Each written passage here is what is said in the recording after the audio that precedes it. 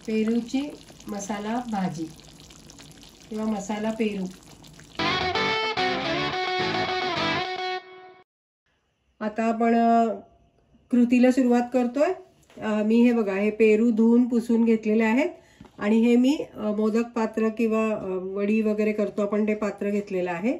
त्याच्यामध्ये खाली पाणी घातलेलं आहे आणि हे इथे मी आता पेरू ठेवणार आहे। तुमच्याकडे जर मोदक पात्र नसेल तर तुम्ही इडली पात्रामध्ये करू शकता किंवा कुकरमध्ये सुद्धा तुम्ही केलं तरी चालेल। शिट्टी न लावता 15 मिनिटं करायचं, किंवा आपण पातेल्यात वरती चाळणी ठेवून करतो, मोदक उकडतो, तसेही केले तरी चालतील। पण माझ्याकडे हे पात्र असल्यामुळे ह्याच्यामध्ये मी घातलंय। आता आपण हे गॅसवर ठेवून 15 मिनिटं आपण त्याला वाफवून घ्यायचं पेरूला।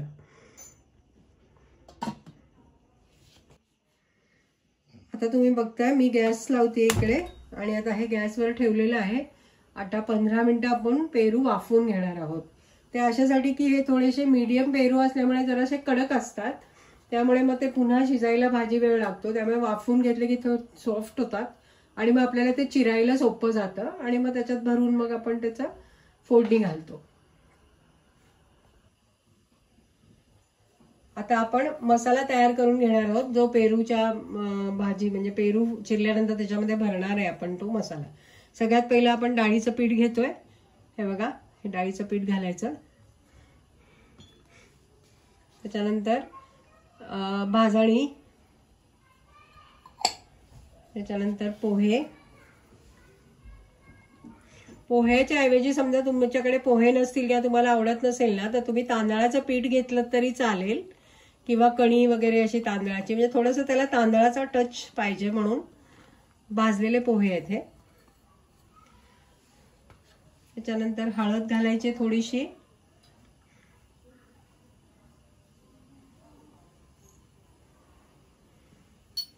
त्यानंतर चिंचेचा कोळ। मी तुम्हाला मगाशी कोथिंबीर दाखवायला विसरले, तर तुम्ही कोथिंबीर ऍड करा त्या ह्याच्यामध्ये।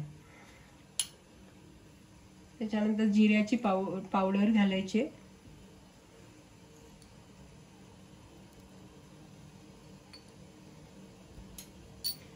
गरम मसाला,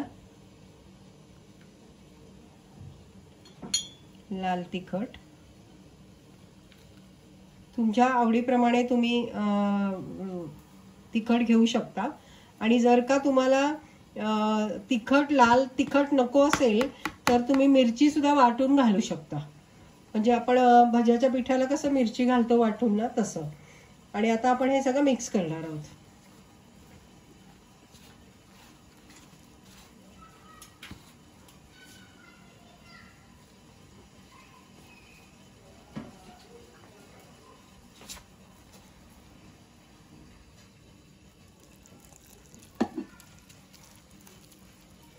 पाणी गारच आहे।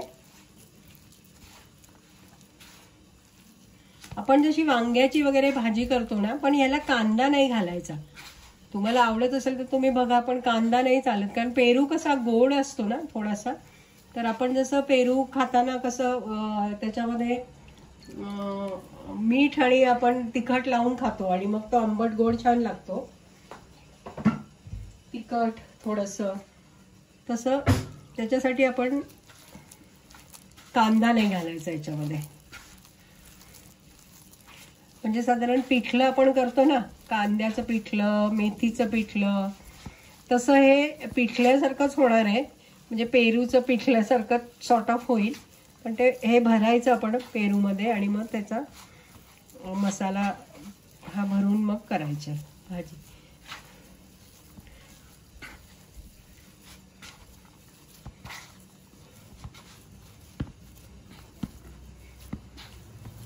तयार झालेला आहे। खूप पातळ करू नका, नाहीतर मग ते पेरू मध्ये भरायला आपल्याला त्रास होतो। मग थोडासा असा घट्टसा करा, म्हणजे मग तो भरता येतो आपल्याला भाजीमध्ये। झालेलं आहे आता हे करून। आता आपण वाट बघतोय पेरूला वाफ यायची। आपण पेरू वाफायला ठेवलेत आणि तुम्ही बघू शकता रंग कसा पेरूचा बदललाय, एकदम येलोइश कलर आलेला आहे आता। आता 15 मिनिटं झालेली आहेत, तुम्ही बघू शकता पेरूचा रंग बदललेला आहे।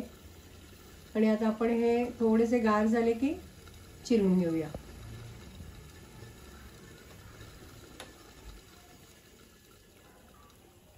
आता पेरू गार झालेला आहे, आपण बघू शकता. खूप हे करायचं नाही हा, जास्ती करायचं नाही, नाहीतर मग ते पेरू एकदम विरघळून जातील आधीच.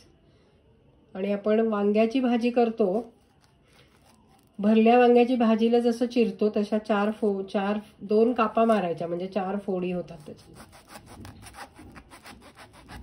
हा असं.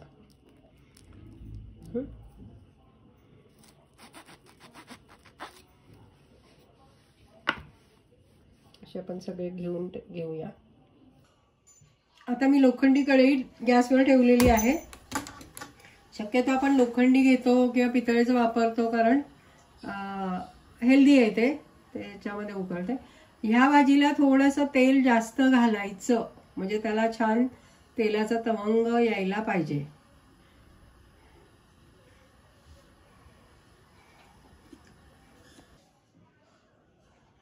आता तेल तापलंय, तर आता आपण काय करायचंय, 2 चमचे तेल, म्हणजे मोहन म्हणतो आपण त्याला, ते थोडंसं ह्याच्यामध्ये घालायचंय.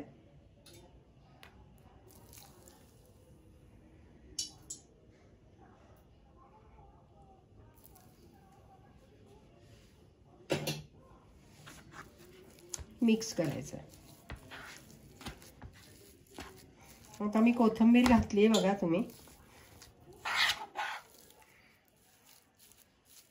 आता हा आपला मसाला तयार झालाय. आता आपण ह्याच्यामध्ये भरूया पेरू मध्ये. आता हे बघा, हे झालेले मसाला आता मी पेरूत भरतीये. असं भरायचं.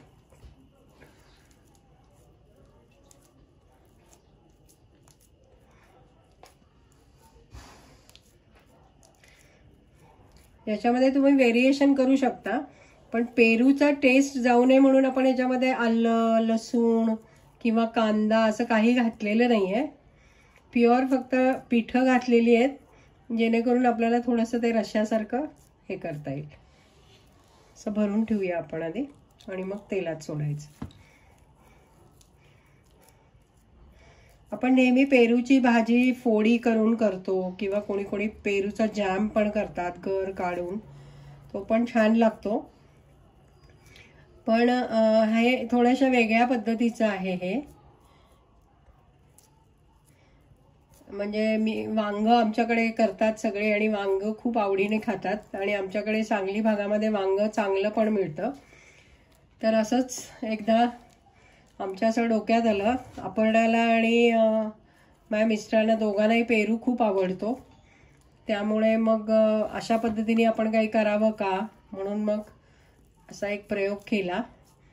कारण मी जेव्हा मेथीचं पिठलं खाल्लं एकदा, तेव्हा मला ते लक्षात आलं की असं आपण काहीतरी करू शकतो पिठल्यासारखं. म्हणून मग ते डाळीचं पीठ घालून थोडंसं आपण भाजणी का घालायची, की थोडासा छान त्याला वेगळा स्वाद येतो म्हणून.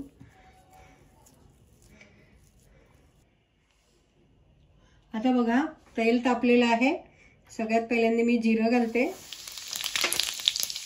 हिंग, कढीपत्ता, हळद आणि थोडीशी कोथिंबीर आपण नेहमी घालतो तशी, जेणेकरून हळद जळू नये म्हणून. आणि आता आपण पेरू एक एक करून सोडणार आहोत त्याच्यामध्ये.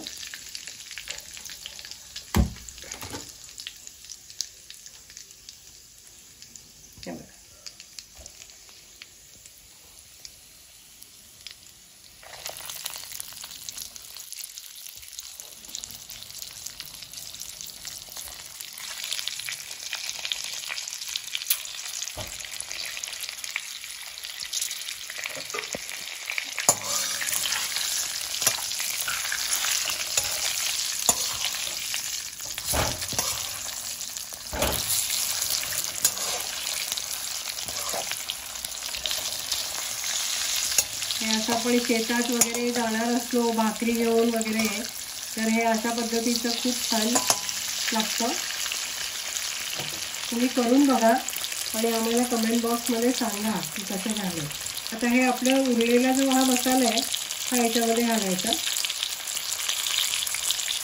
मसाला म्हणजे ॲक्च्युली ते डाळीचं पीठ आणि हेच आहे.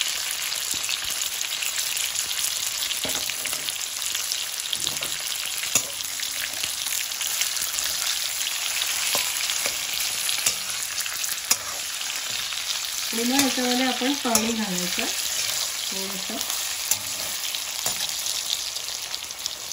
पाणी शक्यतो गरम घालायचं. कुठल्याही भाजीला पाणी नेहमी गरम घालायचं, म्हणजे मग त्याचं ते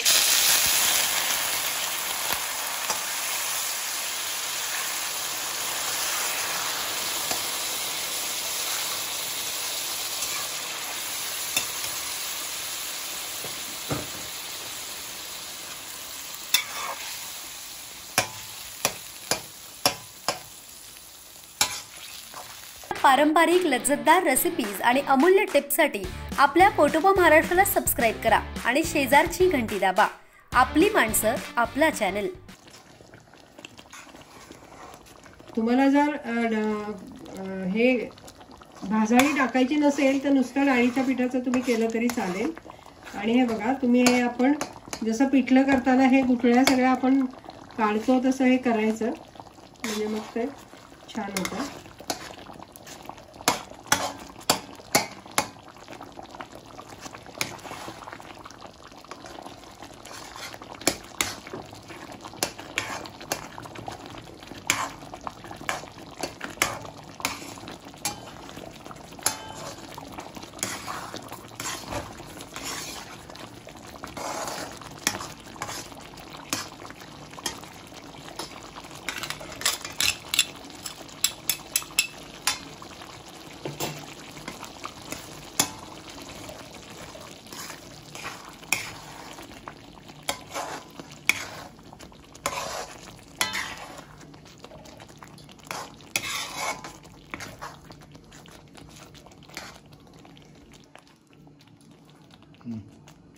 हे बघू शकता तुम्ही आता.